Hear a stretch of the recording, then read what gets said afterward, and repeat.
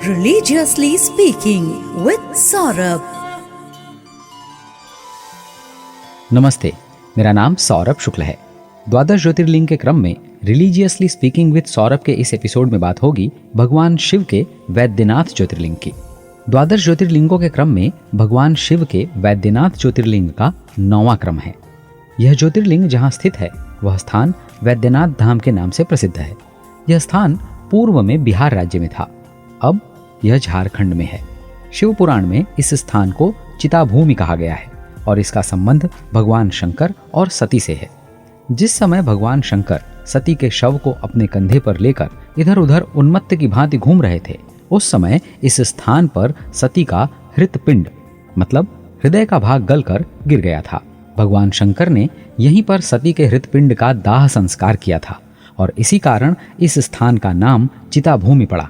ये बात इसलिए बतलाई क्योंकि श्री वैद्यनाथ धाम ज्योतिर्लिंग की भौगोलिक स्थिति के बारे में मतभेद हुए हैं, लेकिन शिवपुराण के उल्लेख से झारखंड का स्थान तार्किक लगता है। भगवान शिव के वैद्यनाथ ज्योतिर्लिंग की कहानी आपको सुनाता हूँ। एक बार की बात है, परम अहंकारी राक्षसराज रावण कैलाश पर पूर्ण भक्तिभाव से भगवान शंकर की आराधना कर रहा था। अनेक वर्षों तक उसने भगवान शिव की आराधना की, लेकिन भगवान प्रसन्न नहीं हुए। तब उसने भगवान शिव को प्रसन्न करने के लिए दूसरा तप प्रारंभ किया। उसने हिमालय के दक्षिण में वृक्षों से भरे हुए घने वन में एक बड़ा सा गड्ढा खोदा और उस गड्ढे में अग्नि की स्थापना की। उसके पास ही भगवान शिव को स्थापित करके हवन करना प्रारंभ किया। भयंकर गर्मी की ऋतु में वो 5 अग्नियों के बीच बैठकर तपस्या करता। वर्षा ऋतु में खुले मैदान में सोता, ठंडी में जल के अंदर खड़ा होकर तपस्या करता। इस प्रकार तीनों ऋतुओं में वो अत्यंत कठिन तपस्या कर रहा था। ऐसी कठिन तपस्या करने पर भी भगवान शंकर उस पर प्रसन्न नहीं हुए। जानते हैं क्यों? क्योंकि दुरात्माएं भगवान शिव को कठिनाई की पराकाष्ठा पार करके ही प्रसन्न करने में सफल हो सकती हैं। रावण तो आप जानते ही हैं। इसलिए महेश्वर प्रसन्न नहीं हुए। रावण ने पुनः विचार किया और भगवान शंकर को प्रसन्न करने के लिए उसने नई युक्ति निकाली।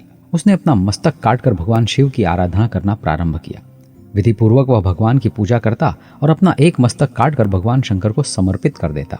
इस प्रकार करते हुए उसने अपने 9 सिर भगवान को समर्पित कर दिए। कोई कैसा भी हो, लेकिन उसमें कोई ना कोई गुण तो होता ही है। भगवान शंकर को प्रसन्न करने के लिए कठोर तपस्या करने पर भी जब वे प्रसन्न नहीं हुए तो रावण ने हार नहीं मानी और उन्हें प्रसन्न करने के प्रयत्न करता ही रहा, यहाँ तक कि अपने 9 सिर काटकर भगवान को समर्पित कर दिए। व्यक्ति ठान ले तो सफलता अवश्य मिलती है। 9 सिर समर्पित कर देने के बाद जब उसके पास अब सिर्फ एक ही सिर बचा रह गया था, तब भगवान शंकर वहां प्रकट हुए। उन्होंने उसके सभी सिर निरोगी करके जैसे थे वैसे ही कर दिए और उसकी इच्छा के अनुसार उसे असीम बल प्रदान किया। भगवान शिव से वरदान प्राप्त करके हाथ जोड़कर उसने भगवान से कहा, हे प्रभु, आप मुझ पर प्रसन्न हुए हैं, आप मुझ पर कृपा कीजिए। मैं आपको लंका ले जाना चाहता हूँ। मेरी यह मनोकामना पूर्ण कीजिए प्रभु। मैं आपकी शरण में आया हूँ। भगवान शंकर के लिए यह बात बड़ी विचित्र थी। वे रावण के साथ लंका कैसे जा सकते थे?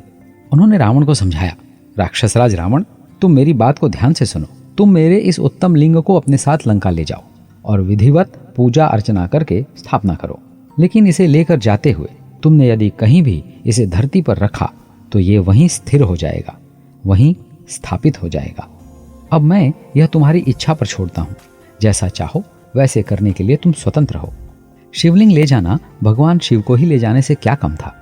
भगवान की बात सुनकर उसने शिवलिंग अपने साथ लेकर जाने का निश्चय किया और लंका की ओर चल पड़ा। भगवान शिव किसी भी स्वरूप में उसके साथ जाना नहीं चाहते थे, इसीलिए तो कंडीशन रखी थी ना। रावण शिवलिंग लेकर चल पड़ा। वो अपने निश्चय का पक्का था। रास्ते में चलते चलते उसे लघुशंका का आभास हुआ।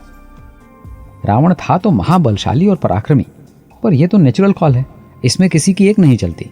उससे भी नहीं रहा गया। जब उससे वेग को रोक पाना असंभव हो गया, तब उसने वहीं एक ग्वाले को देखा और उससे प्रार्थना की कि वो शिवलिंग को कुछ देर के लिए अपने हाथ में रखे। ग्वाले ने उसकी प्रार्थना को सम्मान दिया और शिवलिंग को ले लिया। रावण शिवलिंग देकर चला गया। एक मुहूर्त बीतते बीतते भी रावण वापस नहीं आ पाया और इधर ग्वाला शिवलिंग के भार से थक गया। उसे कष्ट होने लगा। शिवलिंग का भार उठाए हुए उस ग्वाले को इतना कष्ट हुआ कि वह शिवलिंग और अधिक समय तक उठा पाने में असमर्थ हो गया और शिवलिंग को वहीं धरती पर रख दिया। जैसा भगवान शंकर ने कहा था, शिवलिंग वहीं स्थापित हो गया। रावण जब वापस आया तो उसने देखा कि शिवलिंग धरती पर रखा हुआ है। उसने अपने संपूर्ण बल का प्रयोग करके शिवलिंग को उठाने का बहुत प्रयत्न किया, लेकिन वो ऐसा नहीं कर सका। अंततः वह निराश हो गया और शिवलिंग के ऊपरी भाग को अंगूठे से दबाकर खाली हाथ लंका की ओर चला गया। लंका जाकर उसने अपनी पत्नी मंदोदरी को सारी घटना का वर्णन सहर्ष सुनाया। उसे अपने बलवान हो जाने का अत्यंत अहंकार तो था ही, भले ही वो शिवलिंग लंका नहीं ला पाया था। इधर इंद्र आदि देवताओं और मुनियों ने जब शिवलिंग के संदर्भ में यह समाचार सुना तो सभी वहां पहुंचे और भगवान शिव की हर्षोल्लास से पूजा आराधना की। भगवान शंकर ने उन्हें प्रत्यक्ष दर्शन दिए। देवताओं ने विधिवत शिवलिंग की स्थापना की और भगवान शिव के इस ज्योतिर्लिंग को श्री वैद्यनाथ नाम दिया। सभी पूजा करके स्वर्गलोक चले गए। रावण की तपस्या के कारण श्री वैद्यनाथ ज्योतिर्लिंग का प्रादुर्भाव हुआ, लेकिन रावण न तो स्थापना कर सका और न ही पूजा अर्चना। यह ज्योतिर्लिंग रावण द्वारा दबाए जाने के कारण भूमि में दबा हुआ है और इसके ऊपरी भाग पर गड्ढे जैसा स्पष्ट दिखाई भी देता है। कहा जाता है जो कोई भी श्रद्धापूर्वक भगवान श्री वैद्यनाथ ज्योतिर्लिंग का अभिषेक करता है उसके सभी प्रकार के शारीरिक और मानसिक रोग अति शीघ्र नष्ट हो जाते हैं। रिलीजियसली स्पीकिंग, सनातन धर्म में बतलाई गई सभी कहानियां हमें कुछ न कुछ सिखाती हैं, जैसे कि भगवान शंकर के वैद्यनाथ ज्योतिर्लिंग की यह कहानी। ऐसे ही थोड़ी ना है, अपने धर्म की बातों को रिलीजियसली फॉलो कीजिए। मेरा नाम सौरभ शुक्ल है। जयराम जी की। Religiously Speaking with Saurabh.